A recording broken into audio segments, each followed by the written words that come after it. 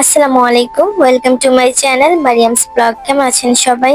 আজকে আপনাদের সাথে আরো একটা নতুন ব্লগ নিয়ে হাজির হয়েছি। এবারে বাড়িতে এসে আমিও পুকুরে গোসল করেছি, যদিও সাঁতার পারি না, বাট কিছুটা শিখেছি।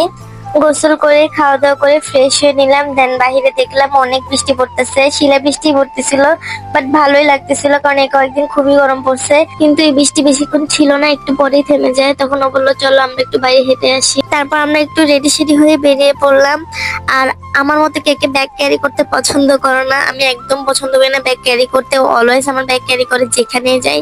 আর এই হচ্ছে ভিউটা, এত সুন্দর লাগতেছিল আকাশগুলো। বিশেষ করে সূর্য ডোবার মুহূর্তটা বেশি সুন্দর ছিল, কারণ তখন আকাশটা একদম লাল হয়ে গিয়েছিল আর খুবই সুন্দর লাগতেছিল।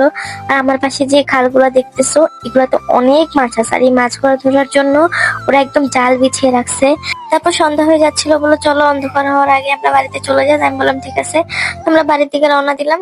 তো আজকের ব্লগটা এতটুকু। এরকম আরো ভিডিও পেতে আমার চ্যানেলটা সাবস্ক্রাইব করে রাখো। আসসালামু আলাইকুম।